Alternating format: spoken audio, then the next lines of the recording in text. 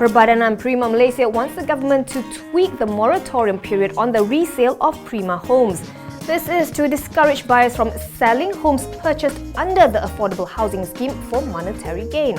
Right now, the 5-year moratorium period starts from the signing date of the sale and purchase agreement. Prima CEO Abdul Muttalib Alias wants it to start from the date the CCC is issued. He says a proposal has already been submitted to the government. This follows concern that Prima's move in January to reduce the moratorium period from 10 years to 5 years could lead to speculative activities. A Prima home is priced between 100,000 and 400,000 ringgit. Built-up starts from 600 square feet. The scheme is open to those with a household income of 15,000 ringgit and below.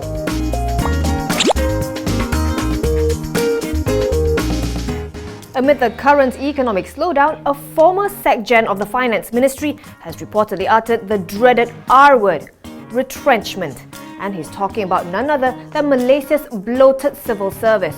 According to media reports, Muhammad Sharif Qasim, also the ex-president of the MEA and former DG at the EPU, believes that the government has to axe jobs, particularly the lower-ranking positions, unless it wants Malaysia to risk a GDP collapse, just like what happened in Greece.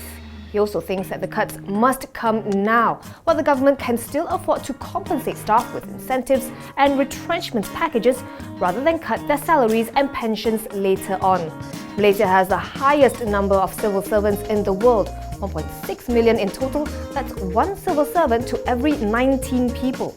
Last year, their salaries amounted to 74 billion ringgit, while the pensions hit 19 billion ringgit.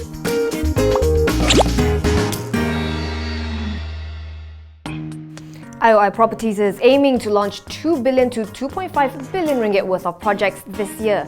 CEO Lee Yeo Seng says these projects are in Singapore, the Klang Valley, Johor and Xiamen in China. Right now, both the domestic and overseas markets contribute equally in terms of sales. According to Lee, for its last fiscal year, China saw higher sales, but Singapore will probably catch up with one of its projects there, scheduled for completion next month. IOI Properties has big plans for the Lion City.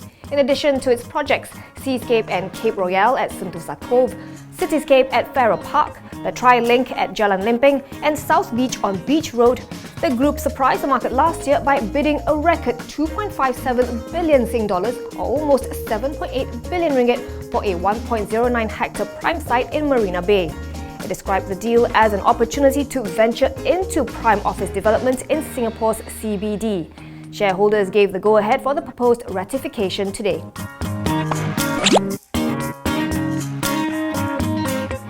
Bank Rakyat has reportedly gotten the green light from the authorities to enter Indonesia. According to Bernama, the lender will be expanding its services there in the second quarter of this year. It has signed an MOU with Indonesia's largest bank, Bank Rakyat Indonesia, in a collab that would enable both banks to provide money order services to over 700,000 Indonesians in Malaysia.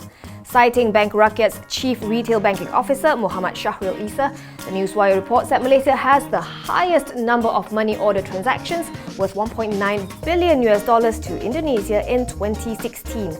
Bank Rakyat Indonesia is Indonesia's most profitable bank and the world's biggest micro-lender, while Bank Rakyat is Malaysia's biggest Islamic cooperative bank.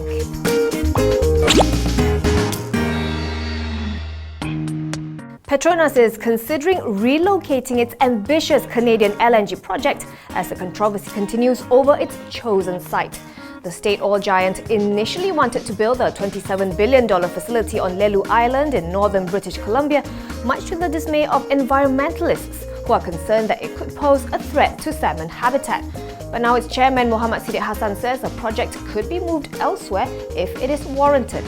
According to a recent Bloomberg report, the race for office of the Premier in British Columbia threw another spanner into the works for the massive project, with New Democratic Party leader John Horgan reportedly saying that the project was poorly sited. Citing sources, Bloomberg says Petronas may still keep its liquefaction plant on Lelu Island, but it could move its shipping terminal to nearby Ridley Island, which would mean avoiding La Flora Bank, home to Canada's second-largest wild salmon run.